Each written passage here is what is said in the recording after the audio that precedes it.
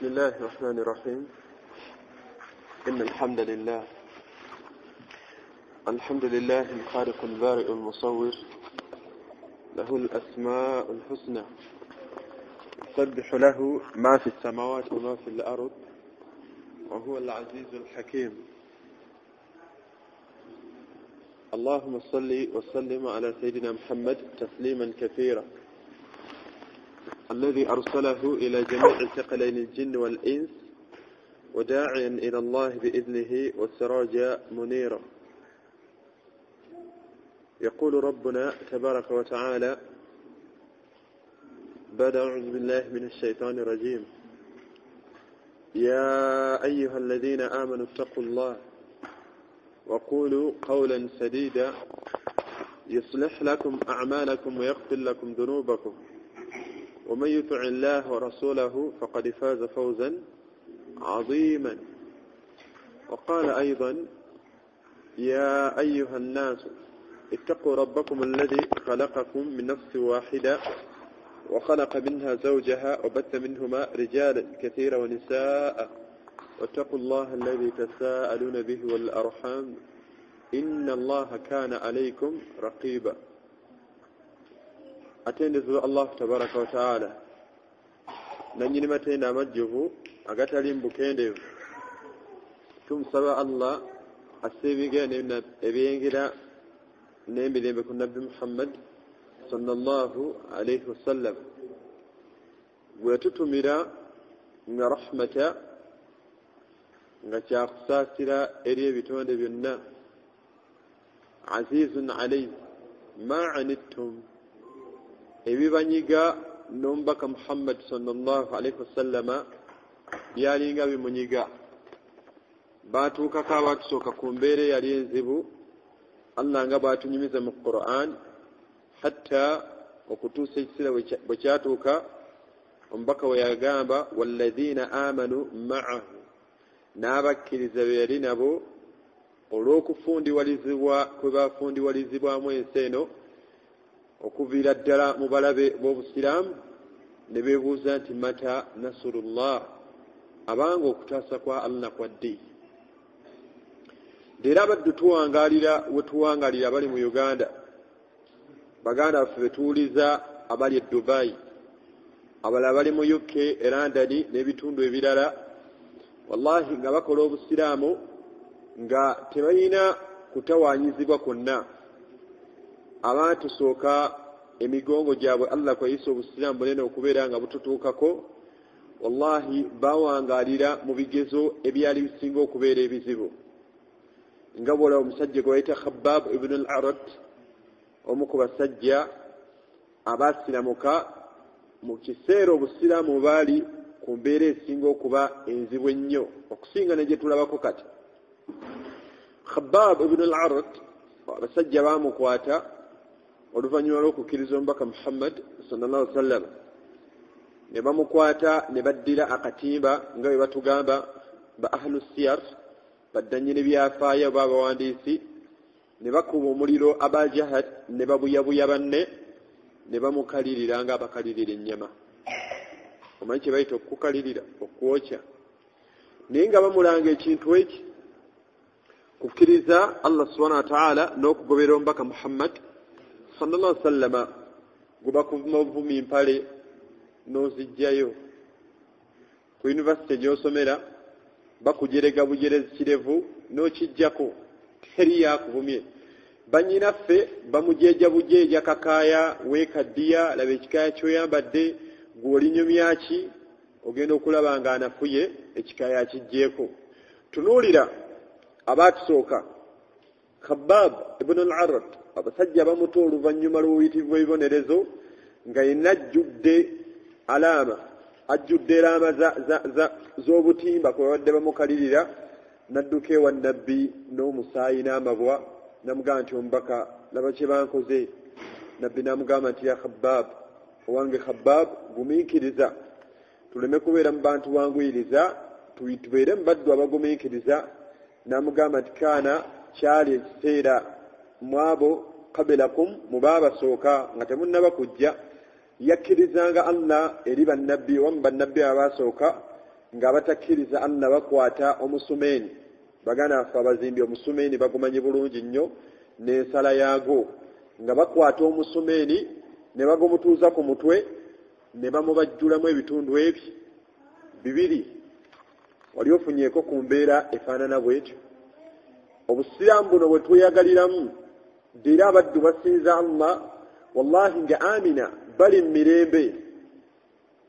abaddu emisomo giyita ku WhatsApp okusoma obusiraamu buno gitusanga mu ddiiro abalala gitusanga mu buliri emisomo gitusanga mu mamotoka omuddu atambula ali mu ddalasa basahaba fadulayo obwangu obwo mu ddiini baali tebabwina gye tukomye okuba n'obwangu mu ddiini ate mwana wattu gye tukomye okubeera nga tuli bagayavu ku ddiini y'oshiba Allahu tabaraka wa taala naye abooluganda abakkiriza tubeere beegendereza mutuumye abaana bammwe ba Sumayya ddala muwala waalinganga Sumayya gwe tusoma mu taarikh eyalina mutabani gwe bayita Ammar nga bbawe bamuyita Yaasir abasajja bano famire eno era Abu Jahal ne babuyabuya banne bakwata famire eno oluvannyuma lw'okukkiriza Allah subhanahu wa ta'ala n'okugobera omubaka Muhammad sallallahu alaihi wasallama ne bakwata famire omukyala ne bamukwata ne bamwebasa mu musenyu nga bwe gwokya abamanyi omusenyu gwe Makka gu Saudi nga bamukeeza ku miggo ne bbaawe ne mutabani we omwana wa alwala bulwazi namusuna naye ng'agamu ku magezi ge bakuwa omwana ono genda omutuuzeeko ku malaalo ga jjajjaawe teyamulera omwana omu yagaana okutambula Allah n'amulindiikirizaamu mu kutambula siteegi y'okutambula omukyalo ono amagezi agamu ge babbiŋŋananga omuwa nti mwana wa mukyala gwe omwana ono mutwala atuuleko ku malaalo ga jjajjaawe teyamulera birabika bye bizibu bino kyekimuganya okutambula ne weewuunya entegeera ennafu abamuwa amagezi gwe bagawa agatutte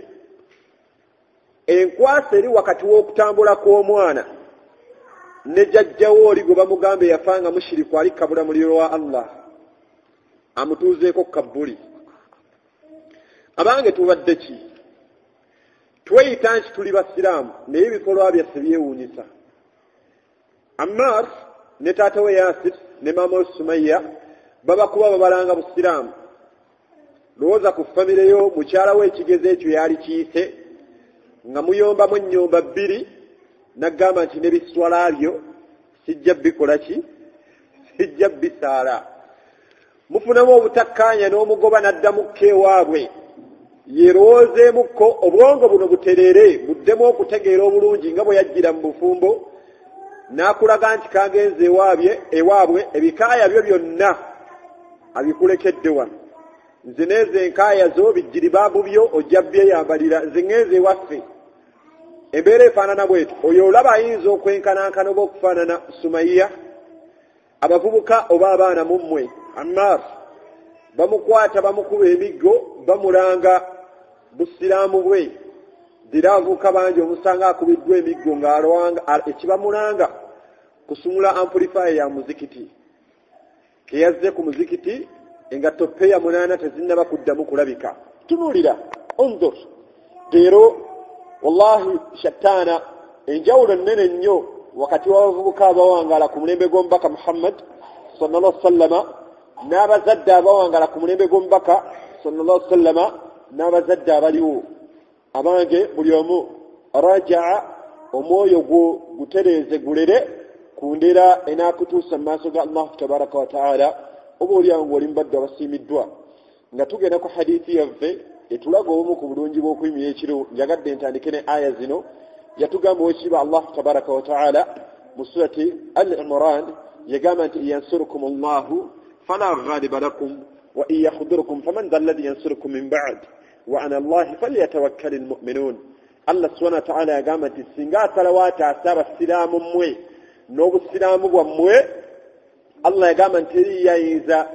bawangula n'aleeta statement endala mu ayo n'agamba nti wayakhdurukum ate singa abavaamu Allah n'abuuza nti faman dha alladhi yansurukum min ba'di ani ayinza obbataasa omulala atali ani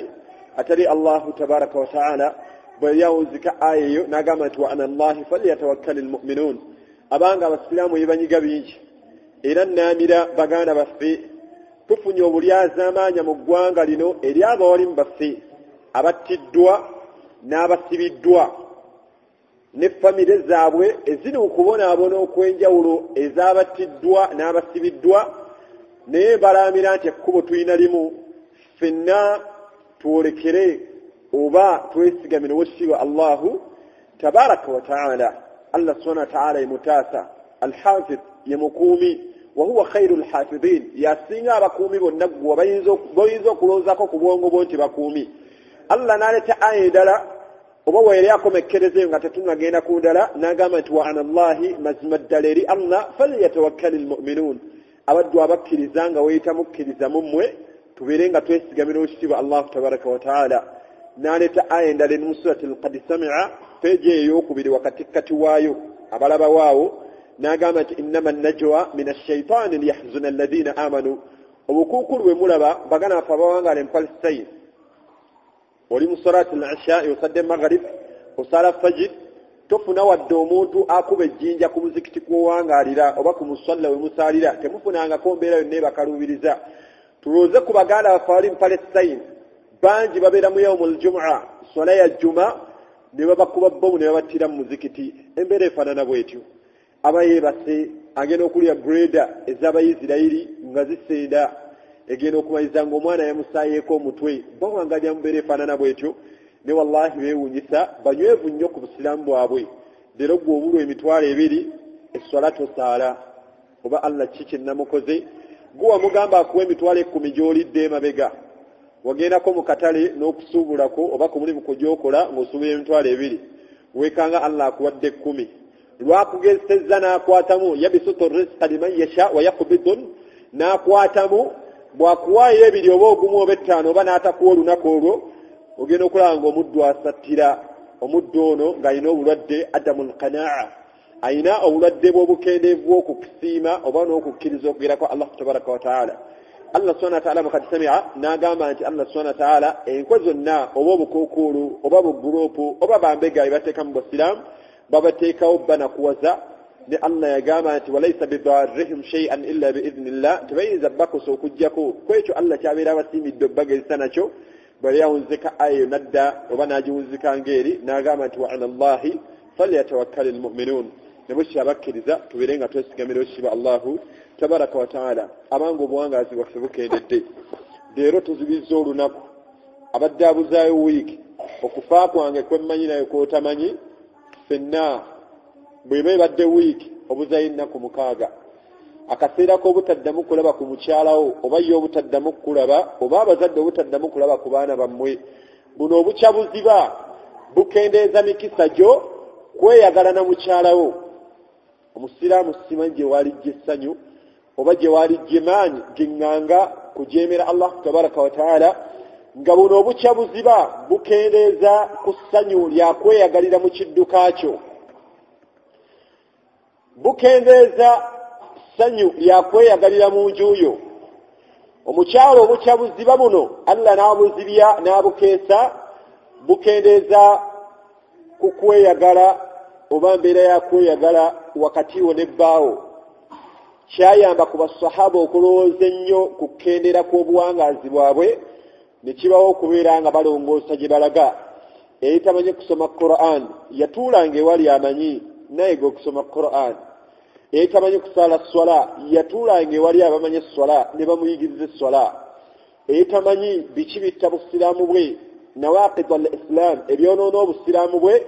yatuulanga ewali abasajja abasomesa ba tawhid abalongi mu basahaba ne bamusomesa ebintu ebifaanana bwe bityo. Abooluganda abakkiriza balongoosa abaatusooka hatta okutuusa Allah subhanahu wa ta'ala sabata yaleeta mu Qur'an nga asiima oba nga alaga obulungi bw'obuwangaazi bwabwe n'agamba nti radiyallahu anhum wa radu anhu dhalika liman khashya rabbah mu suratul bayyina. Allah yagamba nti bw'atyo yasiima Allah ku baddu bano naye bennyini baasiima obuwangaazi bw'eddiini Allah bwe yabasiimira baasiima omubaka Muhammad sallama baasiima Allah tabaraka wa ta'ala baamwagala ne bakola byayagala Allah subhanahu wa ta'ala n'abasiima n'abawa obulamu obulungi ku dduniya kuno era ng'agenda bbawa obulamu obusinga okubeera obulungi olunaku lwe banadda mu maaso ga Allahu tabaraka wa ta'ala abanga obuwangazi butambula. Qur'ani wakasoma kigero ki? Ekibuuzo kino munzikirize tukiddinganenga. Qur'ani gwolaba osoma kigero ki? Maama w'abaana anaakoma ddi okuwejjesa? Muvubuka ali wano, abazimbi mummwe baganda baffe, bamakanika mummwe, bonna abalina buli omu kyamanyi omulimu gwakola mwajja akasente, amaanyi ago g'otaddeyo okuyiga omulimu ogwo n'ebibala by'ogusuubiramu era ebibala otandise obbiraba olw'okukola kwe nnyo wafuna akasente Allah subhanahu wa ta'ala n'akusaasira poloti n'ogigula n'ozimba naye obwongo bwe n'amaanyi g'okozesezza olowooza kigero ki kye weetaagisa eky'obudde n'amaanyi ng'ogasseeko n'amagezi okubeera ng'osoma yasalu n'eno ogigguse. Obuwangaazi obukendedde nga n'obwange bubukendedde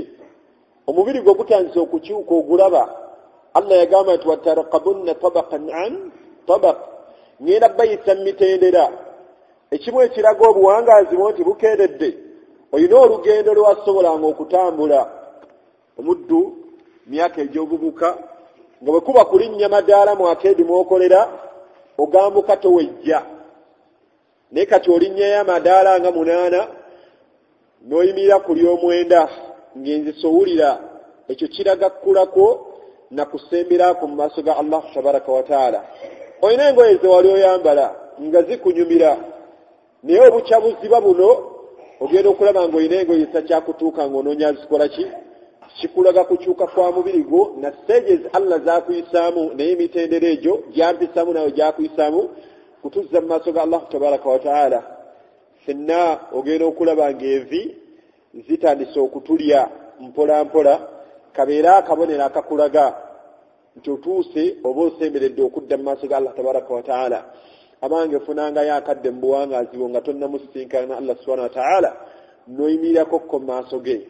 Abaddu bangi beegomba kusinkagana mu kulembeze wa ggwanga naye nga gwe bagamba okusinkagana la hawla lahu wala quwwa, talina kyazitowa mu maaso ga Allah tabaraka wa taala. Tunuulira Nabbi Muhammad sallallahu alaihi wasallam hadithi emu yagamba nti law kanat ad-dunya, singa dduniya eno, Nabbi bw'ayogera ku dduniya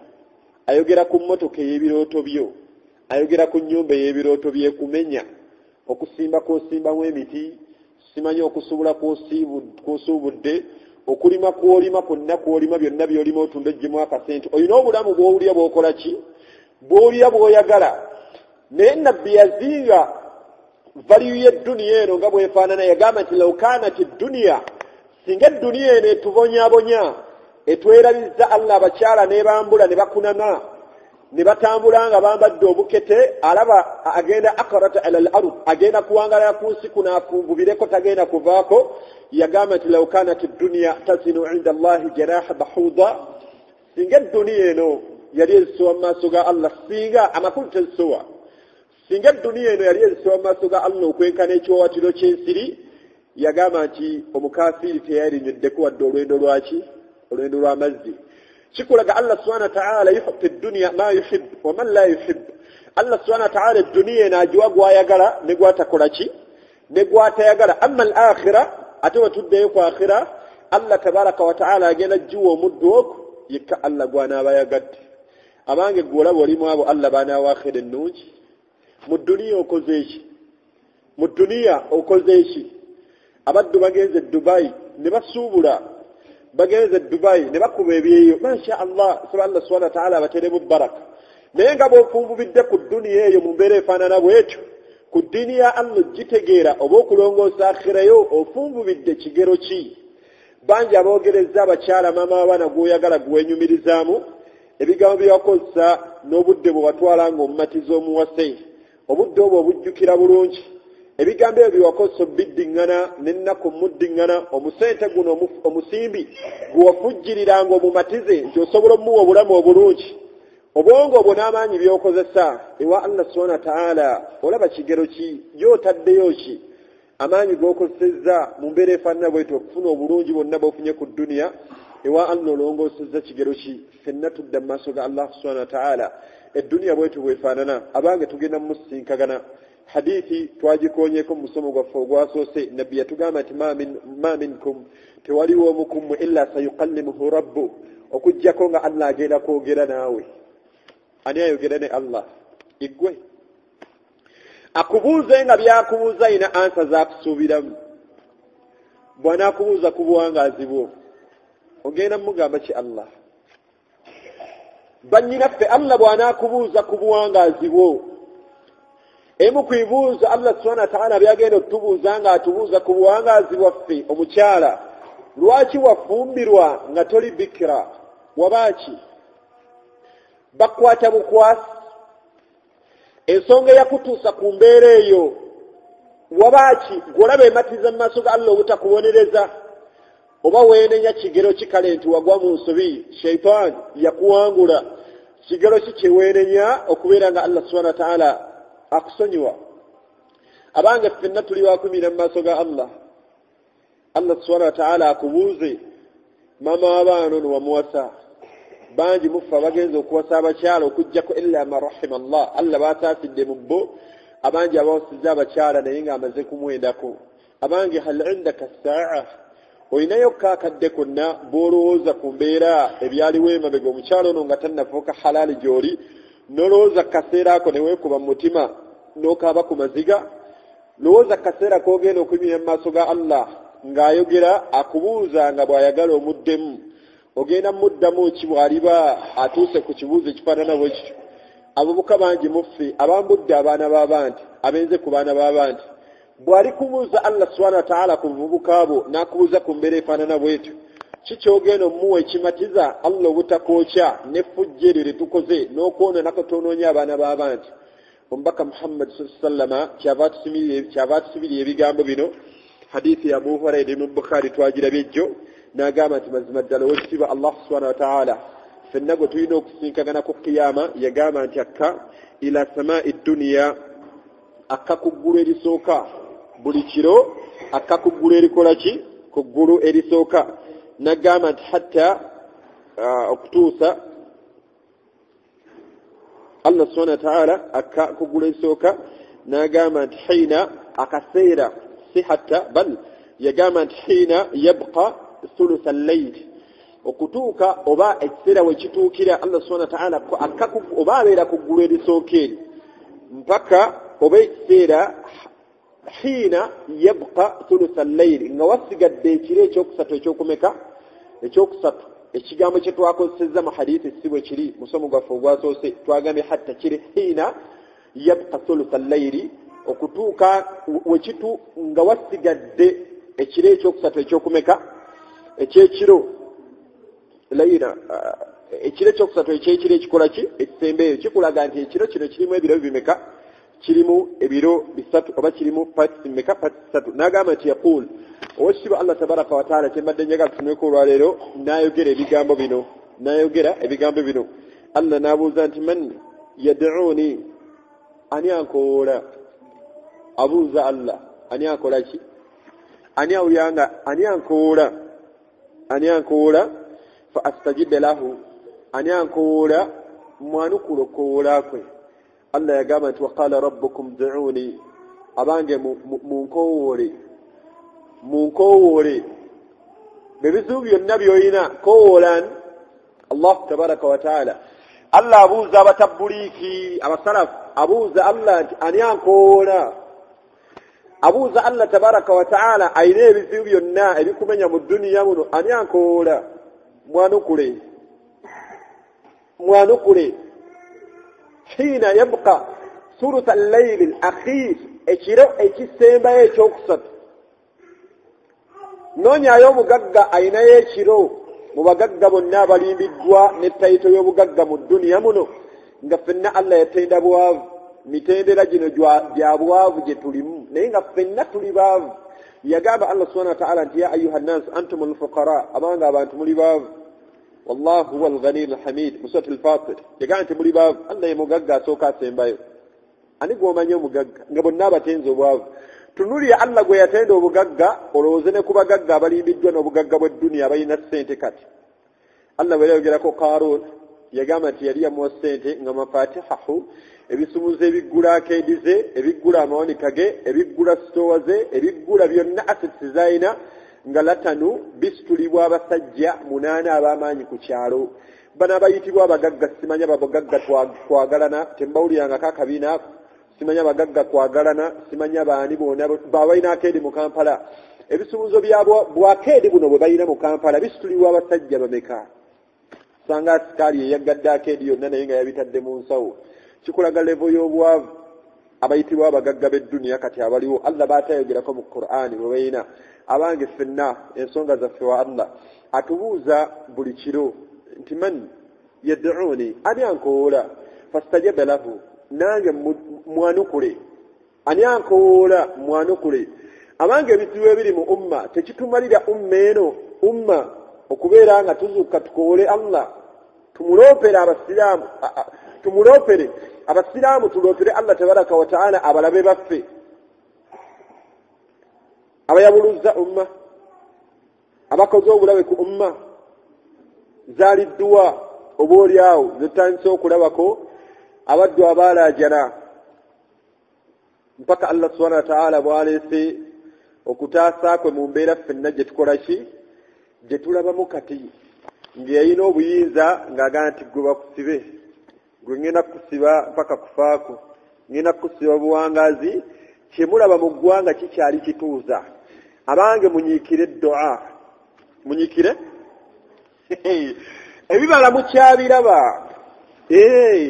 ebibala mukyabiraba nge gwe baali bagoba oba yalinga alina obusobozi obugoba bino kati gwe bagoba ki gwe bagoba emisinde ebibala mujja biraba twongere kulongoosa nkolagana yaffe ne Allah tabaraka wa taala nakuyitiriza kumusaba ng'ebimu ku biseera bye tulina okukozesa omusaba Allah awa obuwanguzi ummeeno qiyamul layl kuyimirako kiro Allah subhanahu wa ta'ala atubuuza ekiro ekitamanyiddwayo muddu yenna akisobola na byonna ebimutendwa ebiteeno mu dduniya muno bye tulabanga ebya waggulu owekitiibwa Allah tabaraka wa ta'ala biyadihi alkhair mukono gwe mwe muli buli kirungi walillahi khazainu samawati wal ard ayina amawanika g'ensi n'eggulu abaatubuuza buli kiro nti man yad'uni ani ankoola mwanukule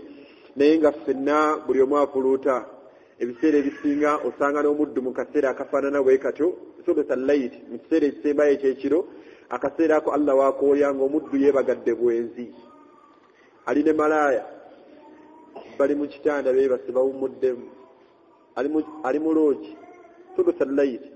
la hawla wala quwata illa billah Allah n'abuuza ekibuuzo ekyokubiri n'agamba nti man yasalni ani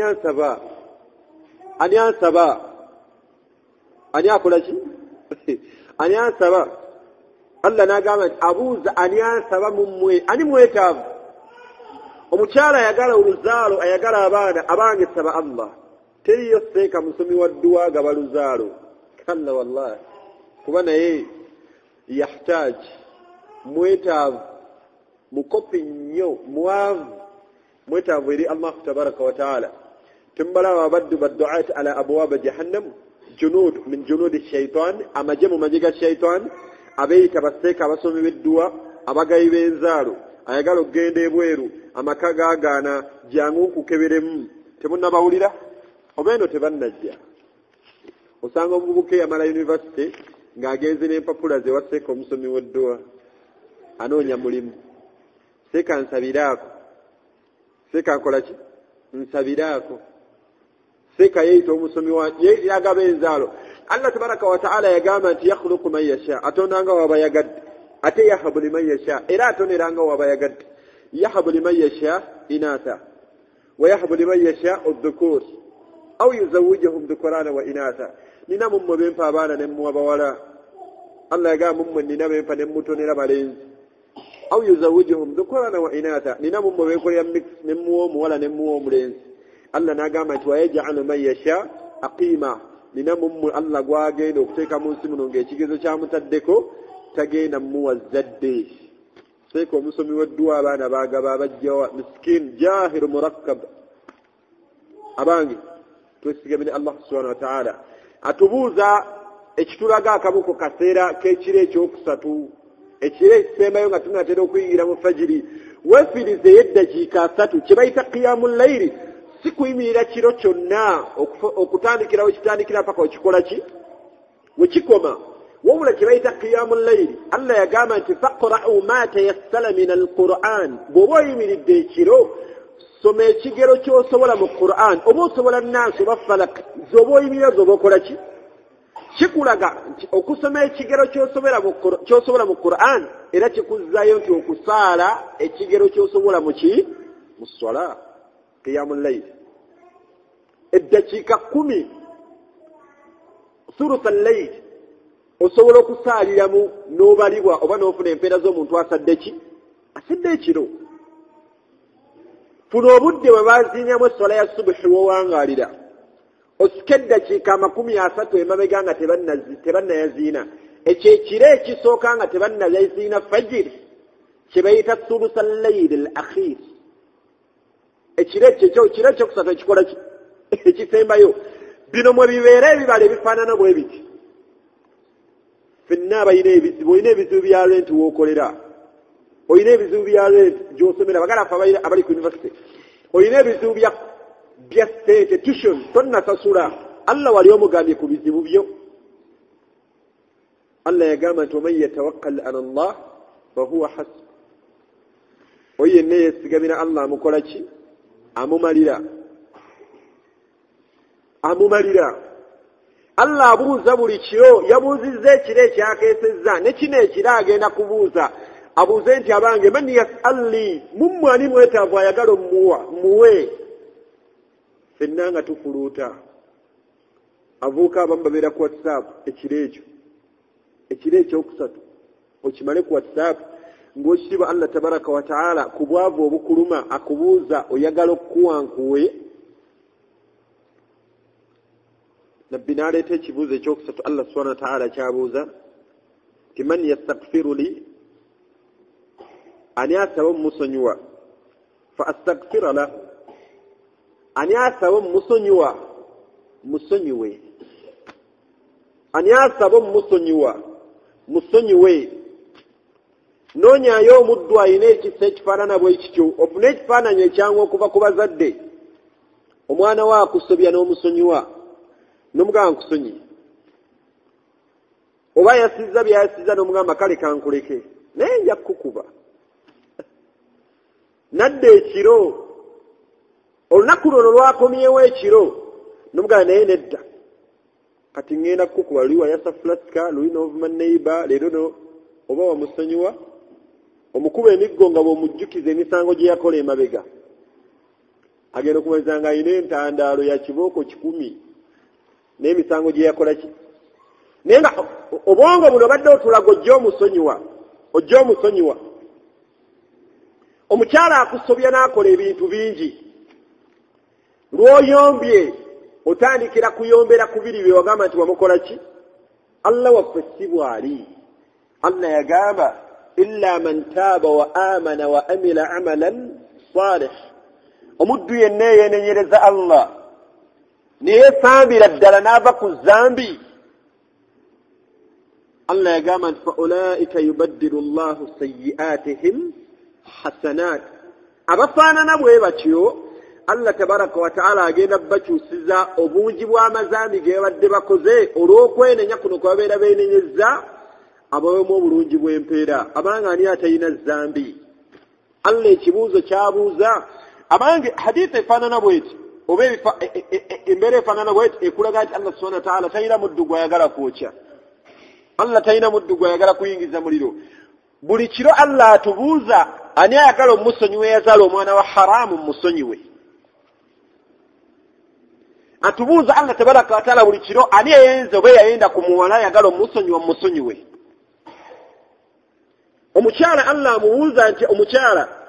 ani ayagala omusonyiwa byokoze bbaawo bingi era nga bwabuuza omwami ono ku byokoze mukyala we byomusobezza bingi nga singa munaagenda naye mu maaso ga Allah n'obulyazaamaanyi obwo togenda kuwona mukyala wo ku qiyama akubuuza Allah subhanahu wa ta'ala ani ayagala omusonyiwa musonyiwe abadde tasaala banyi twakatandika okusala wiiki 2 emu mwezi mwaka emabega olinayo obujulizi nti ku myaka goyinaana nga wakasala emyaka 2 emyaka 37 Allah yakusonyiwa swala za kubanja tekikumalira okubeera nti garanti etogiina ofuneyo kakadde akayimirako mu maaso ga Allah omugambe nti rabbi allahumma ighfirli Allah nsonyiwa ya rabbi tubtu ilayka nenenyeza gy'oli thabbit qalbi ala dinika wala ta'atika nyweza nsaale ababbi ebbanga libabbi balibbidde akaseera ako bw'obirowoozaamu tebikumalira ofuneyo akadde akayimirako k'ekiro Allah atubuuza ekiro ani ayagala omusonyiwa mukole ki musonyiwe abadde ku university n'emize egiriyo mugimanyi abaana bammwe tofunangayo kadde omuzadde ali wano awuliriza Allah ekibuuze nti man yasalni ani ansaba yenna ayagala omuterereza ezzadde lye oyagala kutereza mukyala ofuneyo akadde akasabira muwalawo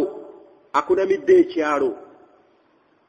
afuluma nga ayambadde sikaati eri waggulu abisambi olubuto luli bweru mutabani waasanze ebimemeya obulamu buno obwawanga olubutagenda mumusiimisa nammweyagaza mu maaso ga Allah tebukumalira kuzuukako kiroosabe Allah abange tebutumalira embeera efaanana bwetyo ebizibu ebiri mu maka gaffe okubeera nga oli mubaddu abazuuka ne bakoola Allah oba ebizibu bye tulina okusobyako tusobezza Allah abavubuka tekitumalira haramu gwe tutunuddeko n'amaaso gaffe twenenyereze Allah nsonga ki gy'ogenda omumuwa lwaki watunula ku bwerere bw'omukyala atali mukyalawo nsonga ki gy'ogenda omumuwa amaaso go gano okuwona onaka wa biyungo byaffe legenda tuwaako obujulizi waqalu lijuludihi lima shahidtum alaina soti fussirat omuddu agenda Allah atunyiza nti omuddu agenda agamba ebiyungo bye ntiwanyu biyungo byange lwaki mumpaako obujulizi onaka biyungo amaaso yagenda agamba nti Allah nze nalaba obwerere bwaffe bwe butayogere amatu gaffe haramu gwe gawulidde abange ama yakfiina tekitumalira okufunayo akadde akazuukako ekiro omugambe nti Allah mpanguddwa naye kusaba onsonyiwe nyambaako Allah byenkusobezza bingi n'emikono gyange haramu gwenkutteko mungi owekitiibwa Allah subhanahu wa ta'ala ghafurur rahim abaatubuuza ebibuuzo ebyo bisatu ebifaananawo ebityo abanga omukkiriza obuwangaazi bwaffe bukendedde wenyagirangayo ofunangayo akadde akayimirako mu maaso ga Allah tabaraka wa ta'ala weetaaga okusabira ennyo abaana bo weetaaga okusabira ennyo omukyala weetaaga ennyo okusabira amakaago abange twetaaga okwenenyereza ennyo Allah tabaraka wa ta'ala haramu gwe tulidde abasuubuzi ababbijja mu minzaani ne mu bipimwa haramu gwe tulidde Imaamu Ali yagamba nti omuddu aneewuunyisa wallahi ajib omuddu neewuunyisa omuddu yenna aseka nga tamanyi oba oyo gwe yasobya yamusonyiwa yagamba neewuunya omuddu aseka naye nga tamanyi nti oba gwe yasobya yamukola ki ffenna amazambi ge tukoze mu dduniya muno okukakasa nti Allah yatusonyiwa tulina kuyitiriza kwenenya naye okukakasa nti Allah yatusonyiwa tugenda kumala kudda mu maaso ge agambe nti nakusonyiwa oba saakola ki saakusonyiwa kyekyaleeteranga basahaba amaaso bannanga obuwangaazi bwabwe bonna kulukusa maziga hatta subhanahu wa ta'ala Allah jalla jalaluhu buyessa aya n'agamba nti kuli ya ibadiya alladhina asrafu Muhammad gamba abaddu bange abasobya olubereberye la taqnatu min rahmatillah tebakutukawuna kusaasira kwa Allah inna Allah yaghfiru dhunuba jami'a Allah sonyiwa amazambi gonna n'ekigenda okujjanga emabega wali amaziga ge bakola ki ge bakulukusa era abavuka tulwana ku muwendo gw'abawala betwenzeeko bagenda okunyumya ku muwala oyo namumala ogamba ani omulala oyo teyali omuvuka afaanana bw'atyo Allah akulage ku byemusobezza akulage ku by'omusobezza abiraga abantu getukoze amazambi getukoze mu kyama bangi muffe tutabuka baada salati al-isha amazambi tugakolereyo mu kiifu kumpuku ekanzu ogikubye ekikalu ekofiira ogijjeko ku mutwe ogiziize eringa sumbuusa eri mu nsawo teri yayinza kutegeera nti gwe abdullah ne allah subhanahu wa ta'ala yaraka wa yurakibuk wa nahnu aqrabu ilayhi min habli alwarid maliza n'omusajja omu gwe bayita umar ibn abdul aziz omu ku basajja abafuga obusiraamu oba abafuga abasiraamu oba abakwata obusiraamu buno ba'anis abakulembera abasiraamu nga bali ku nkola nga bwolaba eya abubakari eya umar eyaba Uthman era hatta abamanyi abamu batuuka omuleeta nga khalifa owokumeka khalifa olwa nidam system gye yafugirako abaki abasiraamu ebimu ku bitendo bye yali alina mu bufuzi bwe umar ibn abdul aziz rahimahullah omusajja ono yakuŋŋaanya zaka mu mulembe gwe bagamba nti mpaka wekyatuuka ekiseera nga banoonya goba wa zaka nga tebamulaba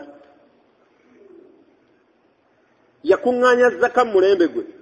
mpaka we baatuuka ekiseera nga banoonya goba wa zaka nga tebamulaba leero batunoonya kuwa zaka